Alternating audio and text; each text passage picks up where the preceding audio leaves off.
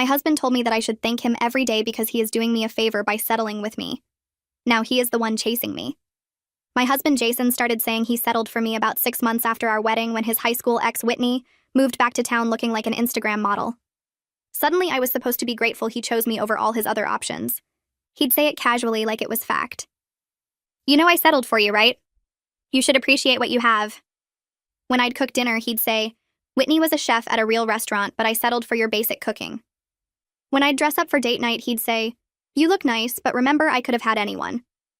He made it sound like he was doing me this massive favor by staying married to me. He'd bring it up in front of people too. At dinner parties, he'd tell strangers, I had my pick of women, but I chose stability over beauty. Then he'd pat my hand like he was being generous. His friends would look uncomfortable while he explained how he could have married a model or an actress, but decided to settle for someone average. He'd laugh and say, she should thank me every day. His mother encouraged it. She'd tell me how lucky I was that Jason chose me when he had so many better options. She'd list all the women who wanted him and remind me that I barely made the cut. You were never his first choice, but at least you got him, she'd say, like I'd won some consolation prize. Jason would tell me about women hitting on him at work and say, see what I gave up for you? The least you can do is keep the house clean. When I'd suggest we work on our marriage, he'd say, you should just be thankful I don't trade up. He'd point out younger women when we were out and say, I could get someone like that, but I'm loyal to you. Like loyalty to your wife was some supreme sacrifice. He started demanding more because I should be grateful. I should handle all housework because he is settled. I should never complain because he settled. I should accept him going out with his single friends every weekend because he is settled. When I got promoted at work, he said, don't let it go to your head you're still the one who got lucky here. He'd constantly mention Whitney, how she was opening her own restaurant, how she still looked amazing, how she asked about him. She can't believe I married you, he'd say, laughing. Nobody can. He'd show me her social media and say, this is what I gave up. You owe me. For 2 years this went on. 2 years of being told I was the consolation prize. 2 years of being reminded I wasn't good enough. 2 years of supposed gratitude for him lowering his standards. I stopped arguing because what was the point? He'd just remind me how replaceable I was. Then Jason's company announced layoffs were coming. He wasn't worried because he was sure his position was safe. He was wrong. They let him go first, citing poor performance and bad team dynamics. Turns out his coworkers were tired of hearing how he was too good for everything, including his job. He figured he'd find something better immediately because he was such a catch. 3 months later, he was still unemployed. Nobody wanted to hire someone who spent interviews talking about how the company would be lucky to have him. Meanwhile, my promotion turned into a director position. I was making 3 times what Jason made at his old job. Suddenly, I was the one getting recruited by other companies. I was the one getting invited to industry events. I was the one whose career was taking off. Jason applied to my company thinking I could get him in. My boss laughed when he saw the application. This is your husband? The one who says he settled for you? He doesn't have half your qualifications. That's when things shifted. Jason needed me to pay the bills but still insisted he'd settled. He'd sit on the couch, unemployed, talking about how grateful I should be while I paid for everything. His mother called, asking me to support him because times were tough. The same woman who said I barely made the cut now needed me to take care of her son. The real revelation came at his cousin's wedding. Jason was drunk and loudly telling everyone how he'd settled for me when Whitney walked over. She'd heard everything. Jason, you settled? She laughed. You begged me to take you back for 2 years and I said no. You dated every woman who'd look at you and they all dumped you. The only person who settled was your wife when she agreed to marry someone who peaked in high school. The whole table went silent. Jason's face turned the color of the tablecloth wine someone spilled earlier. His mouth opened and closed, but nothing came out while every single person at the table stared at him, like he'd just been caught stealing from the church collection plate. I watched from somewhere outside myself, like I was floating above the scene instead of sitting in it. His hands gripped the edge of the table so hard his knuckles went white. Someone's fork clinked against a plate, and the sound seemed louder than it should have been. Jason's cousin shifted in his seat and looked down at his lap. His wife pressed her lips together tight. The bride's mother raised her eyebrows and took a long sip of champagne. Nobody said anything to defend him or change the subject or laugh it off like a joke. They just sat there, letting Whitney's words hang in the air between all of us. Whitney turned on her heel and walked back to her table without waiting for Jason to respond. Her friends welcomed her back, and one of them squeezed her shoulder. I could see them glancing over at our table and whispering, but not in a mean way, more like they were impressed she'd said something. Jason finally found his voice and muttered something about needing air before he pushed back from the table and stood up too fast. His chair scraped against the floor loud enough that people at nearby tables looked over. I excused myself and headed toward the bathroom because I needed to get away from everyone's eyes on me. My heels clicked on the tile floor of the hallway leading to the restrooms. Inside the bathroom, I gripped the edge of the sink and stared at my reflection in the mirror under those harsh fluorescent lights that make everyone look tired. My makeup was still perfect from earlier when I'd spent 40 minutes getting ready, trying to look good enough that Jason wouldn't make comments about other women at the wedding. But now I looked at myself differently. For 2 whole years, I'd believed the story Jason told about how lucky I was that he picked me. I'd swallowed every comparison to Whitney and every reminder that I barely made the cut. I'd accepted it as truth that he could have done better, and I should be grateful he stayed. But Whitney had no reason to lie tonight. She didn't need anything from me or Jason. She had her own successful restaurant and her own life, and she'd moved on years ago. When she said Jason begged her to take him back and she said no, that was real. When she said every woman he dated dumped him, that was real. When she said I was the one who settled, that hit different from all my own doubts ever had. Because it came from someone who actually knew the truth instead of someone trying to make me feel small. I washed my hands even though they weren't dirty and dried them on the fancy cloth towels the venue provided. When I walked back to our table, Jason's seat was empty. His cousin Coleman stood up when he saw me coming and met me halfway. He apologized for not saying something sooner about how Jason treated me at family gatherings. Coleman said everyone had been uncomfortable watching it, but nobody knew how to address it without making things worse. He told me Jason had left the wedding entirely, probably went out to his car or maybe just drove home. Coleman's wife joined us and put her hand on my arm and said she was glad the truth came out, even if the timing was awkward. She asked if I wanted them to drive me home, but I said no. I was fine to stay if that was okay. Coleman looked relieved that I wasn't leaving too and said, "Of course I should stay. The party was just getting started anyway." I went back to the table and actually started talking to Jason's relatives like a normal person, instead of someone who had to watch every word. His aunt asked about my job and seemed genuinely interested when I explained my recent promotion to director. She said she'd always thought I seemed smart and capable, and it was nice to see me doing well. Jason's uncle refilled my wine glass and made a toast to honesty and new beginnings that felt pointed but kind. Throughout the rest of the reception, people kept coming up to me with these quiet comments about how they'd always thought Jason was lucky to have me. His grandmother pulled me aside during dessert and told me she'd argued with Jason's mother about the way they talked about me, but got shut down every time. She said she hoped I knew my own worth regardless of what her grandson said. By the time the DJ started packing up, I'd had more genuine conversations with Jason's family than I'd had in 3 years of attending their events. I drove home alone around 11 with my windows down and the cool night air clearing my head. The house was dark when I pulled into the driveway, except for the living room lamp we left on a timer. Jason's car sat crooked in its spot like he'd parked in a hurry. Inside, I found him passed out on the couch, still wearing his suit pants, but he'd lost the jacket and tie somewhere. An empty bottle of whiskey sat on the coffee table next to his phone. He was snoring loud enough that I could hear it from the hallway. I grabbed my pajamas from our bedroom and went to the guest room instead. The bed in there was made up with the sheets we used when my parents visited last Christmas. I lay awake staring at the ceiling and thinking about what I wanted my actual life to look like instead of the life I'd been accepting. Every time I started to drift off, I'd think of another moment where Jason had made me feel worthless and I'd just taken it. Around 3 in the morning, I finally fell asleep, but my dreams were full of arguments I should have had. The next morning, sunlight came through the guest room window around 8 a.m.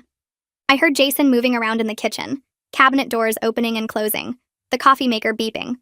When I walked out, he was standing at the stove cracking eggs into a pan like it was any normal Sunday morning. He turned around and asked what I wanted for breakfast with this forced casual tone that made my stomach hurt. I told him we needed to talk about what Whitney said at the wedding. His whole body went stiff and he turned back to the stove. He said Whitney was lying because she was jealous that he'd moved on and married someone else. He flipped the eggs harder than necessary and one of them broke, yolk running everywhere in the pan. He claimed Whitney had always been dramatic and she was just trying to cause problems in our marriage because she couldn't handle seeing him happy. I leaned against the counter and pointed out that his story about Whitney never made sense in the first place. If she wanted him so badly and was so jealous, why did she reject him when he applied to work at her restaurant 6 months ago? I watched his face change as he realized I knew about that. He'd told me he was applying to different restaurants as part of his job search, but he'd never mentioned that one of them was Whitney's place. His lie fell apart right there in real time with the eggs burning on the stove behind him. He turned off the burner and scraped the pan into the sink. He said that was different. He'd only applied there because they were hiring and it didn't mean anything. But his voice had lost that confident edge he usually had when he was telling me how things were. He switched tactics fast like he always did when one approach wasn't working. He admitted that, okay, maybe he had pursued Whitney first back in the day, But the important thing was that he chose me in the end. He said I should still be grateful because choosing someone is what matters, not who you wanted first. He actually said that with a straight face while standing in our kitchen with burned eggs in the sink. The nerve of trying to maintain the same basic story after getting exposed in front of his entire family made something snap inside me. Something that had been bending for 2 years finally broke. I told him I wasn't grateful anymore. I said I needed time to think about whether I wanted to stay married to someone who had spent 2 years tearing me down to build himself up. Jason looked at me like I'd just told him the sky was falling. His expression was pure shock, like it had never occurred to him that I might leave. Like he'd never considered that I had options too. He stepped closer and put his hand on my shoulder. He said he was sorry I felt hurt, but he was just being honest about our relationship dynamic all along. He said he never meant to make me feel bad, and maybe he should have been more careful with his words. His apology landed wrong because it still put the blame on me for feeling hurt, instead of him for saying hurtful things. I moved away from his hand and told him the problem wasn't that I felt hurt. The problem was that he spent 2 years deliberately making me feel worthless. He opened his mouth to argue, but I kept talking. I said his honesty was actually just abuse dressed up as truth, and I finally understood that now. He looked confused, like he genuinely didn't see the difference between being honest and being cruel. I realized standing there in our kitchen that he still thought he was the victim somehow, still thought I was overreacting to facts he'd simply stated. The gap between what he thought happened and what actually happened felt too wide to cross. I walked past him to the bedroom and started pulling clothes out of my dresser.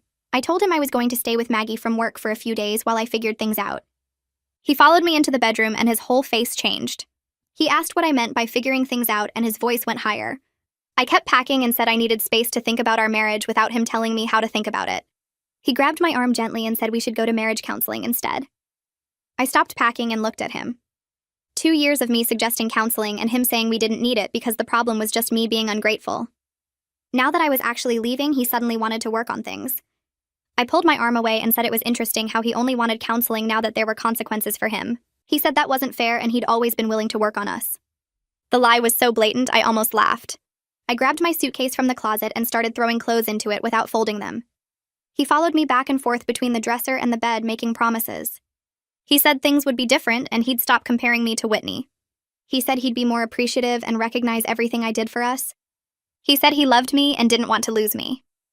Every promise felt empty because I could see the panic in his eyes that had nothing to do with loving me and everything to do with losing his meal ticket.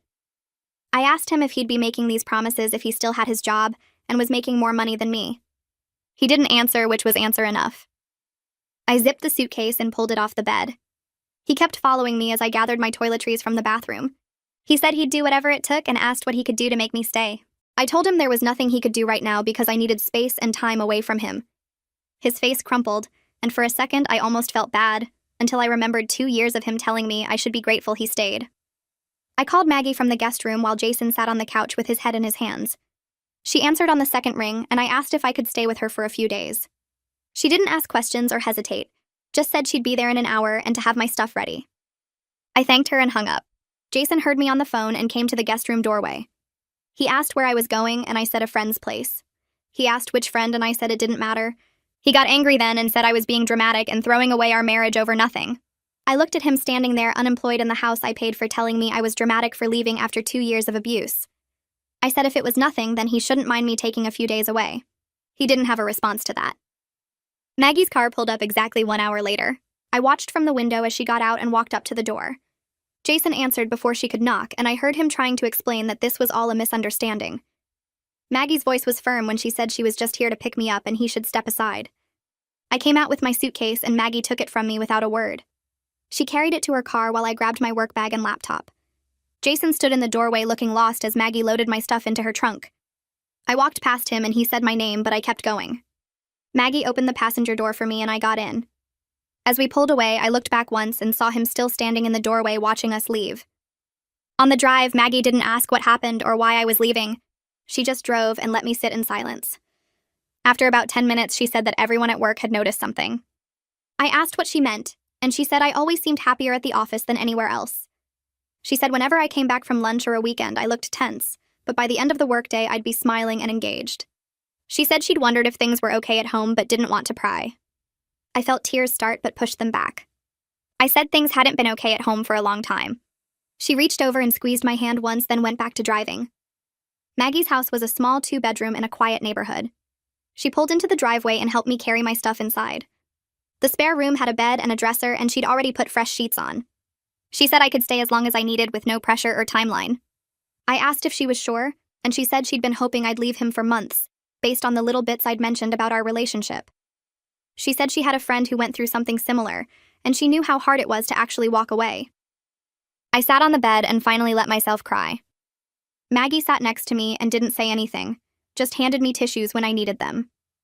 Monday morning, I got ready for work in Maggie's spare room. My phone had 17 missed calls from Jason and dozens of texts. I scrolled through them quickly. The first few were apologies. Then they shifted to saying I was overreacting. Then back to apologies. Then accusations that I was being unfair. Then more apologies mixed with reminders of good times we'd had. The cycle of manipulation was so obvious when I saw it all laid out in text form. I silenced my phone and put it in my bag. Maggie drove us both to work, and we stopped for coffee on the way. At the office, I threw myself into my projects. I had a presentation to finish for the quarterly review, and I focused on making it perfect. My boss stopped by my desk mid-morning to check on my progress. He said the preliminary work looked excellent and asked if I'd thought about the director position opening up next quarter. I said I was definitely interested, and he smiled. He said he'd been impressed with my work lately and thought I'd be a strong candidate. The validation felt good after years of being told I wasn't enough. My phone buzzed constantly throughout the day with more texts and calls from Jason.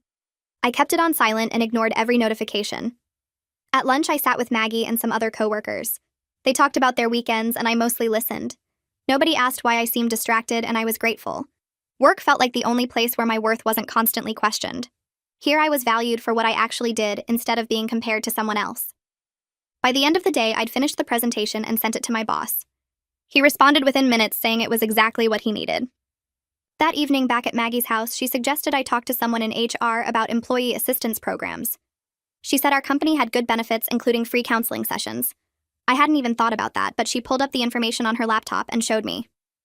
The program included therapy sessions with licensed counselors who worked with the company. I could make an appointment through HR, and everything would be private. Maggie offered to walk me through the process if I wanted. I said I'd think about it. She didn't push, but left her laptop open on the kitchen table with the information still displayed. The next morning, I stopped by HR before heading to my desk. The woman at the front desk asked how she could help, and I said I wanted to learn about the employee assistance program. She directed me to an office down the hall where Lily Montgomery worked. Lily was probably in her 40s with kind eyes and a calm presence. I sat down and she explained the benefits available, including free therapy sessions. She said I could schedule up to 12 sessions per year with no cost and complete privacy. Nothing would go in my employee file, and my boss wouldn't be informed. I asked how to set up an appointment, and she pulled up a list of therapists who worked with our program. She also mentioned quietly that if I was dealing with a difficult home situation, the company had other resources too. She said they had legal contacts who specialized in family law and could provide consultations. She wasn't pushy about it, but made it clear support was available if I needed it. I thanked her and took the list of therapists. I looked through the names during my lunch break. One stood out because her specialty was listed as emotional abuse and relationship problems. Christina Frost. I called the number and her receptionist answered. I explained I was calling through my company's assistance program and wanted to schedule a session. The receptionist checked the calendar and said Christina had an opening Thursday evening. I took it. The receptionist confirmed my information and said Christina would call me before the appointment to do a brief intake. I hung up feeling like I'd taken an actual step forward instead of just reacting to Jason's behavior. Thursday evening, I drove to Christina's office, which was in a professional building near downtown. The waiting room was quiet with comfortable chairs and calm colors. Christina came out right on time and introduced herself. She was younger than I expected, maybe late 30s, with a warm smile. Her office had a couch and 2 chairs, and she gestured for me to sit wherever I was comfortable. I chose the chair. She sat across from me with a notepad and asked me to tell her what brought me in. I started talking about my marriage, and once I started, I couldn't stop. I told her about the 2 years of being told I should be grateful, about Whitney and the comparisons, about Jason losing his job and still maintaining he'd settled, about his mother reinforcing everything, about the wedding and Whitney's revelation. Christina took notes and asked clarifying questions, but mostly just listened. When I finally stopped talking, she looked at her notes, then back at me. She asked how I felt about everything I'd just described. I said I felt stupid for staying so long and accepting it. She said that was a common response, but I shouldn't blame myself for someone else's deliberate manipulation. She used terms I'd heard before but never connected to my own life. Patterns of control, isolation tactics, Gradual erosion of self-worth. Christina explained how Jason positioned himself as the authority on my value, making me dependent on his approval for any sense of worth. She pointed out how he'd systematically cut away my confidence until I believed his version of reality. The way she laid it out made 2 years of my life look like a textbook case instead of just a bad marriage. I'd thought I was handling criticism poorly or being too sensitive. Christina said that was exactly what he wanted me to think. She asked if anyone else in my life had ever made me feel this way, and I realized the answer was no. Just Jason. Just the person who promised to love and support me. Christina wanted to know if I ever questioned whether I deserved better. I admitted that at first I did, but after hearing the same message over and over, I started to wonder if maybe he was right. Maybe I really was lucky he stayed when he had so many options. Maybe gratitude was the appropriate response to someone choosing me despite my shortcomings. Christina's face showed something between sadness and recognition. She said that's the goal of emotional abuse, to make the target doubt their own perception until they accept the abuser's reality as truth. She explained how repetition works like water on stone, wearing down resistance until the lie becomes easier to believe than fighting it. I'd stopped fighting somewhere around month 8 of the marriage. It was just easier to accept his version and try to earn his approval than to constantly defend myself. Wednesday evening, I was helping Maggie make dinner when someone knocked on her front door. Maggie went to answer it while I chopped vegetables in the kitchen. I heard Jason's voice before I saw him, and my whole body tensed. Maggie's tone was firm as she blocked the doorway. She told him I wasn't ready to talk and he needed to respect that and leave. Jason's voice got louder, insisting he had a right to see his wife. Maggie didn't budge, repeating that I'd contact him when I was ready. He shouted past her that I was being dramatic and this whole thing was ridiculous. Maggie started closing the door and told him if he didn't leave, she'd call the police. Jason finally backed off, but not before yelling that I couldn't avoid him forever. After Maggie closed and locked the door, she came back to the kitchen looking angry on my behalf. I thanked her for handling it and tried to focus on cutting carrots, but my hands were shaking. The next morning, I realized something that made my stomach turn. I hadn't told Jason where Maggie lived. We'd been co-workers, but not close enough that he'd know her address. I checked my phone and saw we still had a shared family plan from when we first got married. Jason could see my location anytime he wanted through the carrier's app. The violation felt worse than him showing up. He'd been tracking where I was without my knowledge or permission. I called the phone company during my lunch break and explained I needed to separate our accounts. The representative asked if I was sure since family plans saved money. I said I was absolutely sure. She processed the change, and within an hour, I had my own individual account. I felt a small sense of control return, knowing Jason couldn't monitor my movements anymore. At my second session with Christina, we shifted focus from what happened to what I wanted moving forward. She asked me to describe my ideal future without considering Jason's presence or absence in it. I sat there struggling to answer because I couldn't remember the last time I thought about what I wanted, instead of what would make Jason happy, or what would prove I was grateful enough. Christina waited patiently while I tried to formulate thoughts about my own desires. Finally, I said I wanted to feel safe in my own home. I wanted to make decisions without second-guessing whether they'd trigger criticism. I wanted to spend time with friends without wondering if I'd pay for it later with comments about neglecting my responsibilities. Christina wrote everything down and asked what else. I realized I'd spent 2 years in survival mode, just trying to avoid the next comparison or reminder of my inadequacy. I'd forgotten how to want things for myself. Christina gave me homework before I left.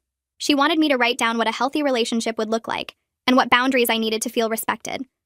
The assignment sounded simple, but when I sat down that evening at Maggie's kitchen table with a notebook, I stared at the blank page for 20 minutes. Every time I tried to write something, I heard Jason's voice in my head telling me I was asking for too much or being unreasonable. I had to actively push past 2 years of conditioning that taught me my needs didn't matter as much as his comfort. I finally wrote that a healthy relationship meant both people treated each other with respect. That seemed basic enough to be undeniable. Then I added that boundaries included not being compared to other people or told I should be grateful for basic decency. The more I wrote, the more I realized how much I'd accepted as normal that absolutely wasn't. Thursday afternoon, my desk phone rang and I saw it was Jason's mother calling. I considered not answering but decided to get it over with. She didn't bother with pleasantries and immediately demanded to know when I was coming home. She said Jason was falling apart without me, and I needed to stop this nonsense and take care of my husband. I felt the old instinct to apologize and comply, but Christina's words from therapy echoed in my head. I told her Jason spent 2 years telling me I wasn't good enough, and she agreed with him every time. I pointed out that if I was never his first choice and barely made the cut, then my absence shouldn't matter this much. She went silent for a moment before sputtering that I was twisting her words. She tried to backpedal quickly, claiming she never meant any of those things and was just supporting her son the way mothers do. I cut her off and said, "Supporting your son doesn't require destroying his wife's self-worth." I reminded her of specific comments she'd made about how lucky I was and how I barely qualified to marry Jason. She got defensive and said I was being overly sensitive and taking things out of context. I told her the context was 2 years of systematic emotional abuse that she encouraged and enabled. She raised her voice and said, I had no right to keep her son from his wife and his home. I calmly replied that I had every right to protect myself from people who treated me like I was worthless. She ended the call abruptly, clearly angry that I wasn't accepting her excuses or backing down. Over the weekend, Maggie convinced me to go out for dinner and drinks with some people from work. I hesitated because I hadn't socialized outside of work obligations in months. Jason always made going out with coworkers sound like I was neglecting him or trying to show off my job. Maggie insisted I needed to have fun and reminded me I didn't need anyone's permission. We met up with 4 other coworkers at a restaurant downtown, and I felt awkward at first, like I'd forgotten how to be a normal person in social situations. But as the evening went on and the conversation flowed, I realized I was actually enjoying myself. I laughed at jokes and told stories about projects at work, and nobody made me feel like I was taking up too much space or being too much. The contrast to dinners with Jason was striking. One of the coworkers, a woman named Sarah from accounting, mentioned she'd gone through a divorce last year. She said it quietly during a lull in conversation, adding that if I ever needed to talk to someone who'd been through it, she was available. I thanked her and felt something crack inside my chest. Here was someone I barely knew offering genuine support with no strings attached. She wasn't asking for gratitude or reminding me how lucky I should feel. She was just extending basic human kindness. It felt more real than 2 years of Jason's conditional affection that came with constant reminders of what I owed him. I realized that actual care doesn't come with a price tag or a list of ways you need to prove you deserve it. Monday morning, I walked into the office feeling lighter than I had in weeks, like the weight of Jason's expectations had finally lifted enough for me to breathe properly. My boss called me into his office before I even sat down at my desk, and I wondered briefly if something was wrong with the quarterly report I submitted last week. He closed the door behind me and gestured to the chair across from his desk, his expression serious but not angry. "The promotion we discussed last month was officially mine," he said, along with a raise that made my eyes widen when he showed me the number on paper. I accepted immediately without hesitation, or the usual self-doubt that would have crept in 2 years ago, when Jason first started his campaign to make me feel small. The surge of pride I felt had nothing to do with proving Jason wrong or showing anyone else my value. It was just pure satisfaction in my own accomplishments and the recognition I earned through my actual work. My boss shook my hand and said the team was lucky to have me leading them, and I believed him instead of waiting for the other shoe to drop, or the comment about how I should be grateful. I spent the rest of the morning handling paperwork for the new position and fielding congratulations from coworkers who seemed genuinely happy for me, which still felt strange after years of Jason making every achievement sound like an accident or a fluke. Around lunchtime, I pulled out my phone and stared at Jason's contact information for a solid 5 minutes before I started typing. The text I sent was simple and direct, telling him I was doing well and we needed to talk seriously about our marriage, suggesting we meet at a neutral location like the coffee shop on 5th Street that evening. His response came back within seconds, the speed of his reply showing exactly how desperate he was for any contact or sign that I might come back. He agreed to meet at 6 o'clock and added 3 messages asking if I was okay, and if he could call me right now, which I ignored because I needed to stay focused on work and not get pulled back into his crisis before I was ready. The afternoon dragged as I tried to concentrate on emails and project planning, while my mind kept drifting to what I would say and how Jason would react when I laid out the truth about our marriage. I left work early and drove to the coffee shop, arriving 15 minutes before our meeting time so I could choose a table in the back corner where we could talk without an audience. Jason walked in exactly at 6 looking worse than I expected, his hair greasy and uncombed, his clothes wrinkled like he slept in them, dark circles under his eyes suggesting he hadn't been sleeping much at all. He spotted me immediately and rushed over to the table, sitting down heavily in the chair across from me and launching into apologies before I even said hello. The words poured out of him in a rush about how sorry he was, and how he would never say he settled again, and how he realized now that he needed me more than anything. I let him talk himself out completely, watching his face cycle through panic and desperation and hope, waiting until he finally ran out of steam and sat there breathing hard like he'd just run a marathon. "The problem isn't just the words," I told him when he finished, but the entire dynamic where he positioned himself as superior. And me as lucky to be chosen, where every day of our marriage became about my supposed debt to him for lowering his standards.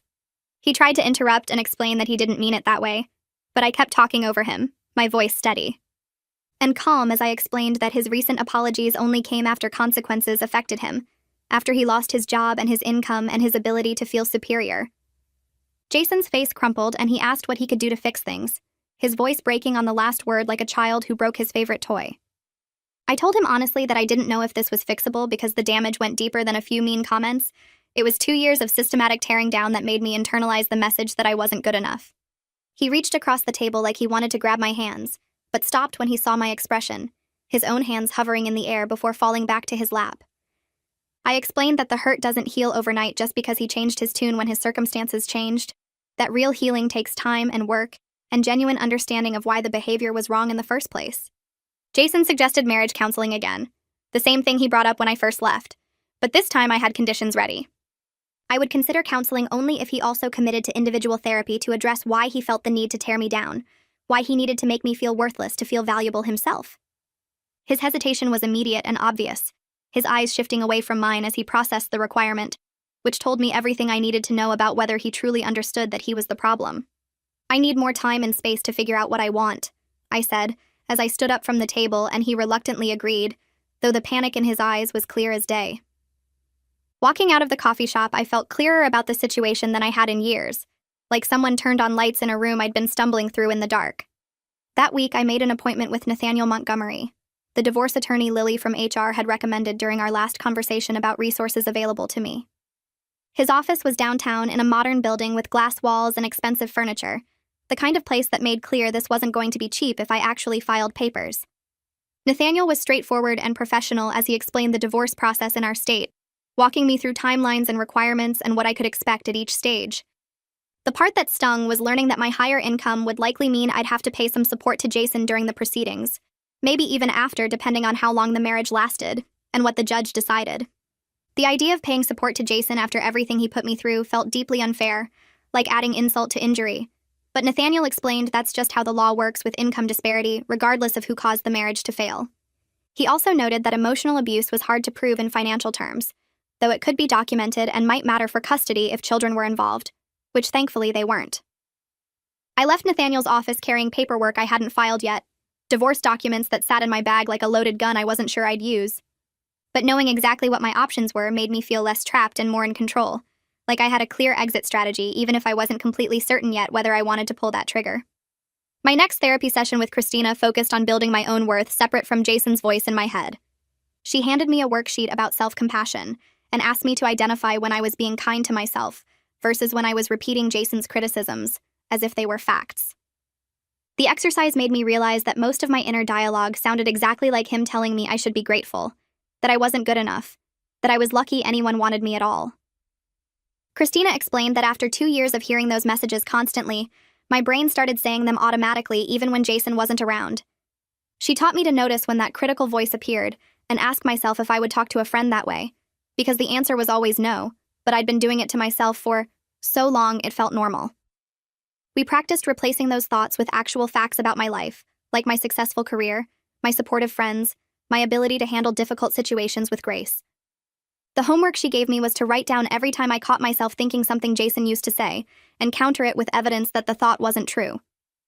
Walking out of her office, I felt like I had actual tools to fight back against the damage he'd done, instead of just accepting it as permanent.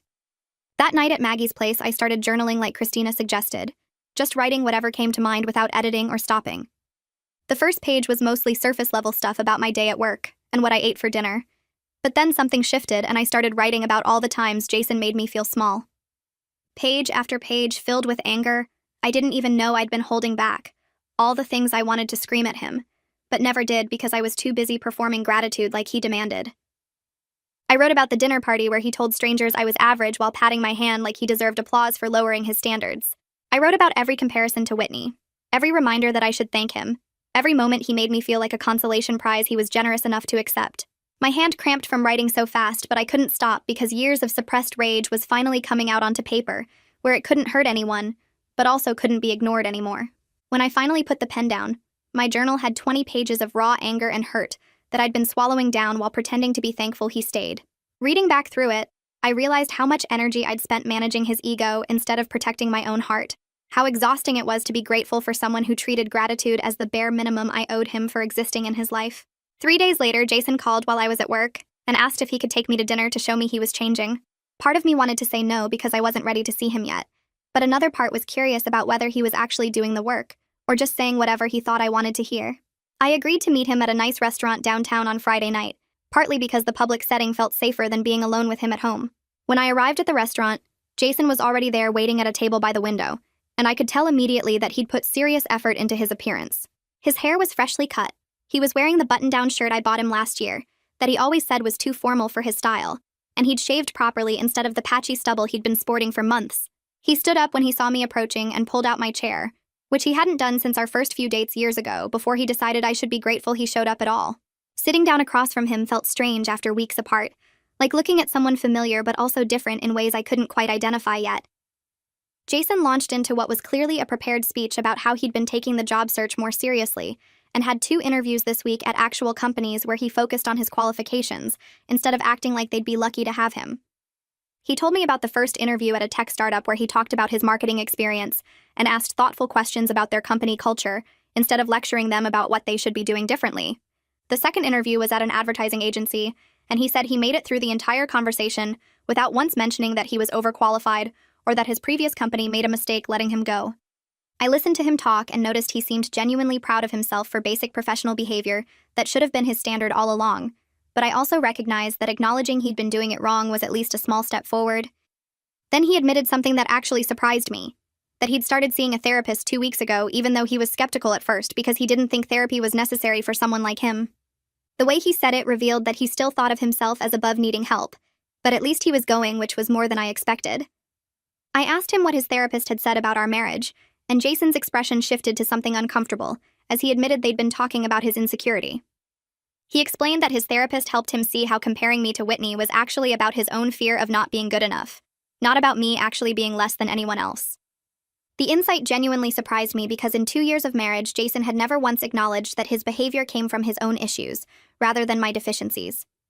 He told me his therapist said he built me down to build himself up, that making me feel worthless was easier than facing his own sense of inadequacy about his career, his looks, his life choices. Hearing him say these things out loud felt surreal, because this was the same man who spent years acting like self-reflection was beneath him, and problems were always someone else's fault. I wanted to believe he was actually getting it, that he finally understood the damage he'd caused, but I also knew that understanding something in therapy and changing your behavior in real life were 2 completely different things.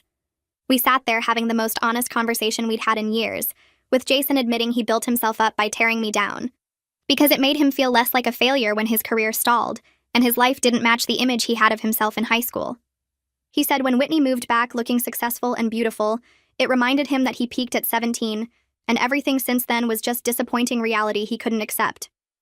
Making me feel grateful to be with him was his way of convincing himself he was still the catch he believed he used to be, that he still had options, and chose me rather than the truth that I was the only one who stayed when everyone else walked away. I appreciated the honesty more than any apology he could have given because it was the first time he took real responsibility instead of making excuses or blaming circumstances. But I also recognized that understanding why he hurt me didn't automatically heal the hurt itself, that knowing the psychological reasons behind 2 years of abuse didn't erase the damage to my self-worth that I was still actively working to repair. I told him I was willing to try marriage counseling, but I needed him to understand that I wasn't promising to stay, just promising to try. The distinction mattered because I wasn't going to therapy to save the marriage at any cost. I was going to see if the marriage could be saved in a way that didn't require me to sacrifice my sense of self. Jason looked genuinely scared when I said that, his eyes going wide like he was just now realizing that his changes might be too late, and I might leave anyway. He agreed to counseling and said that trying was more than he deserved after how he treated me, which was probably the most self-aware thing he'd said all night. We finished dinner and I told him I'd research therapists who specialized in repairing relationships after emotional abuse, because I wanted someone who understood the specific dynamics of what we were dealing with rather than a general couples counselor who might not get it. 2 weeks later, we started couples counseling with Dr.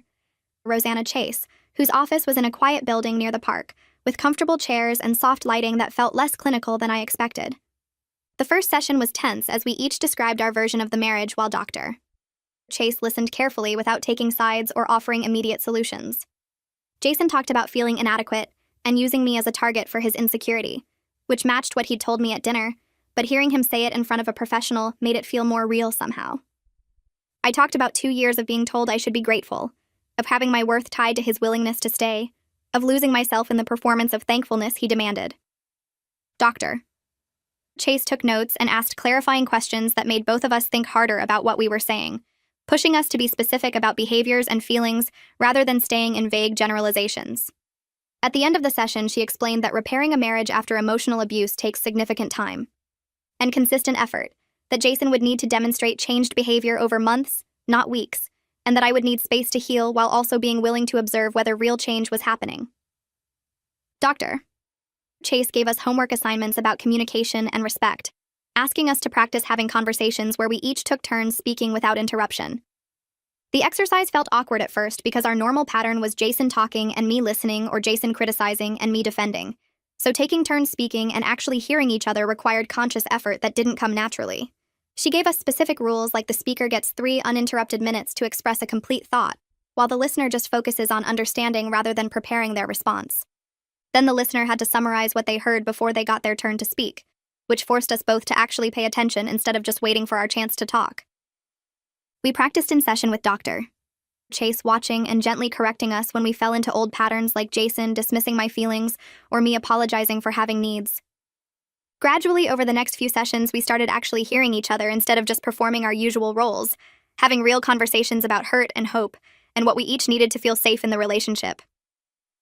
3 weeks into counseling, Jason got a job offer at a marketing firm with a decent salary, not as much as he made before, but enough that he was no longer completely dependent on my income. He called me at work to tell me the news, and I could hear genuine excitement in his voice, not the entitled arrogance of his old job, but actual relief that someone wanted to hire him based on his skills. The shift in his behavior was immediate once he had his own paycheck coming in, like some of the desperate edge that had been making him cling too hard just melted away. That weekend, he moved some of his stuff back into our house on a trial basis with clear boundaries we'd established in therapy about respect and space. Having him home again felt strange but not terrible, like we were roommates trying to figure out if we could be partners again, or if too much damage had been done to ever get back what we lost. Our next therapy session with Dr. Chase focused on what comes after apologies. She sat across from us in her usual chair and explained that saying sorry matters way less than actually changing how you act over time. Jason nodded along like he understood, but I could see him getting uncomfortable when she said, "Rebuilding trust takes months or even years of consistent effort." She looked directly at him and told him that I would be watching his behavior closely, and he needed to prove through actions, not words, that he meant what he said. The session felt heavier than the others, because we were moving past talking about what went wrong and into the hard work of fixing it. Dr. Chase gave us new homework about daily check-ins, where we each share one thing that went well and one thing that felt difficult without blaming each other. She emphasized that Jason needed to take responsibility for his patterns without making excuses or turning it back on me. When we left her office, Jason seemed quieter than usual, and I wondered if the reality of how much work this would take was finally hitting him. The following week, I moved some of my stuff back into our house on a trial basis. We had spent 2 therapy sessions establishing clear boundaries about respect and how we communicate with each other.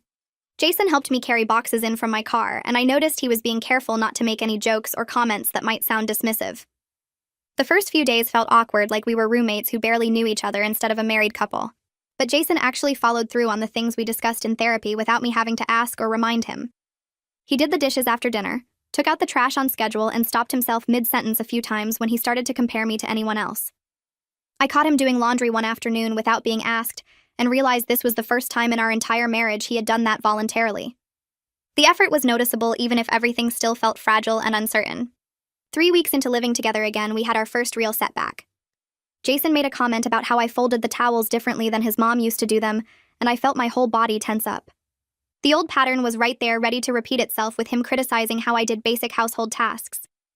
But then he stopped talking, and his face changed, like he realized what he had just said. He apologized immediately and genuinely, taking full responsibility for falling back into old habits without making any excuses about being tired or stressed. The difference between this apology and all his previous non-apologies was obvious. He didn't say, "Sorry I hurt your feelings," or "Sorry you took it that way." He said I was wrong to say that, and I'm working on breaking that pattern. I accepted his apology but told him I needed some space for the rest of the evening. He nodded and went to the guest room without arguing or making me feel guilty for needing distance. My promotion became official in early March, and suddenly I was leading a team of 12 people at work. The new responsibilities were challenging in ways I hadn't expected, because managing people requires different skills than just being good at your own job. I had to learn how to delegate tasks, give feedback that actually helped people improve and handle conflicts between team members who didn't get along. But despite the stress, I felt deeply satisfied in a way I never had before. My boss threw a small celebration dinner at a nice restaurant downtown and invited the whole team plus spouses. Jason came and sat next to me wearing the dress shirt I had bought him for interviews. Throughout the dinner, I kept watching him to see if he would make some comment about how I was getting too confident or needed to remember my place. Instead, he seemed genuinely proud when people congratulated me and talked about the projects I had led.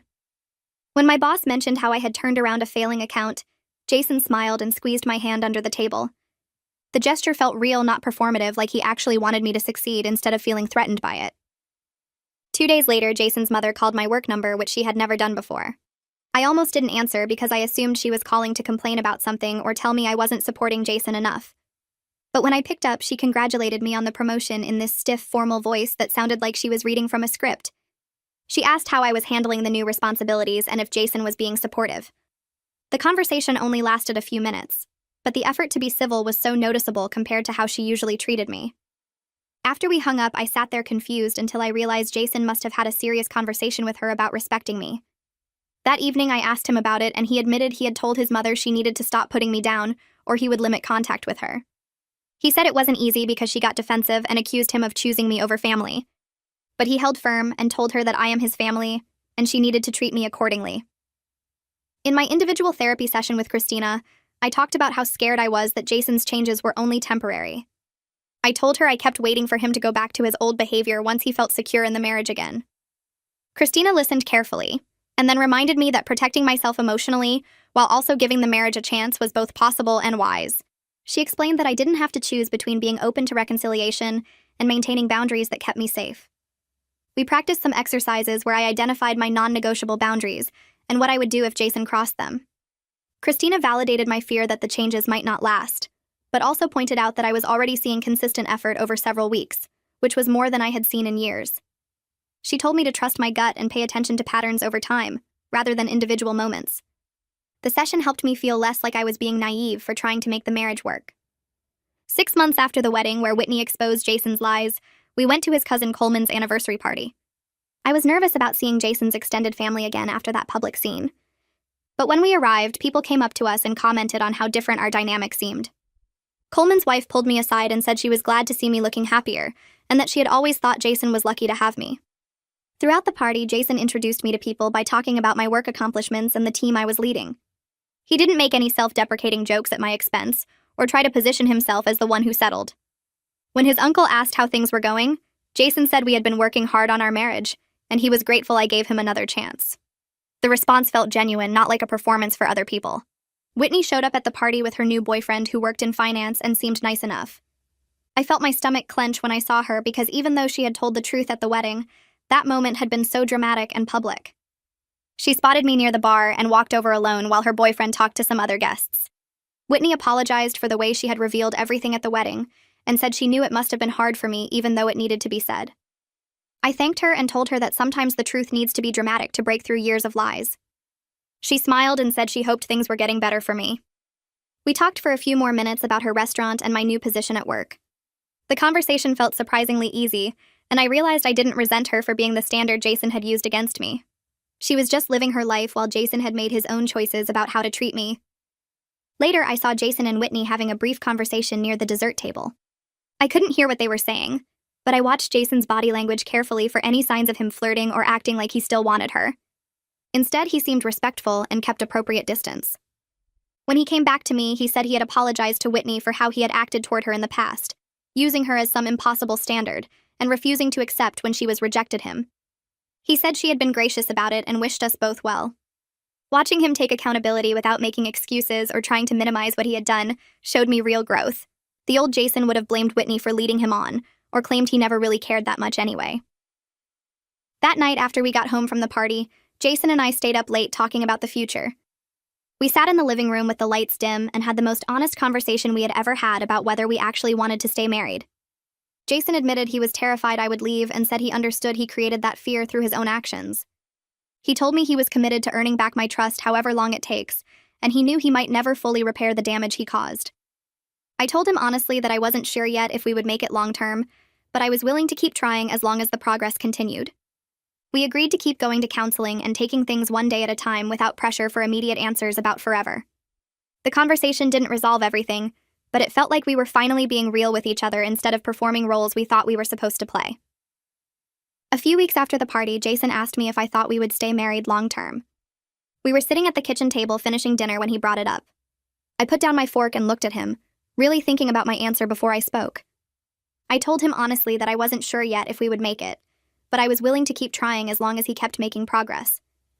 He nodded slowly and said he understood, that he knew he had damaged things badly, and couldn't expect me to promise forever right now. We agreed to keep going to counseling every week and taking things one day at a time without putting pressure on either of us for immediate answers. The conversation felt different from ones we had before because we were both being real instead of pretending everything was fixed or would definitely work out. Doctor. Chase had told us that uncertainty was normal after what we had been through and that acknowledging it was healthier than forcing false confidence. Jason reached across the table and squeezed my hand, and I let him, even though part of me still felt guarded. 3 months later, a recruiter from a competitor company called me at work with an offer that would mean more money and a bigger title. The position sounded great on paper, and the salary increase was significant enough that I seriously considered it. I met with the recruiter twice and toured their offices, which were modern and impressive. But as I sat in my current office looking at the team I had built and the projects we were working on, I realized I didn't want to leave. I had support here and respect from people who knew my work and valued my contributions. The confidence to turn down a better offer because I already felt valued where I was gave me a sense of power I had never experienced before.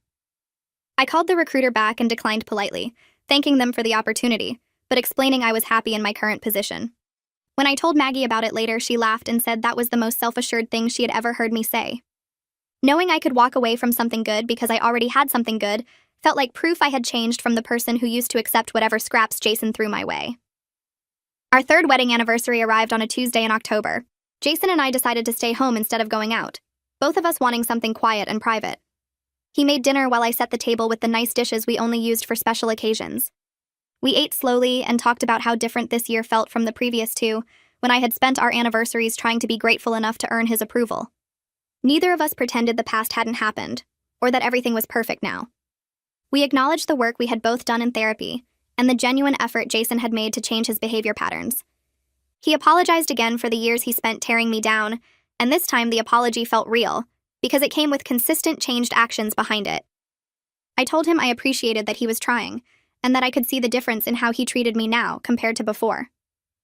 After dinner, he brought out a small cake he had baked himself, chocolate with vanilla frosting because he remembered it was my favorite.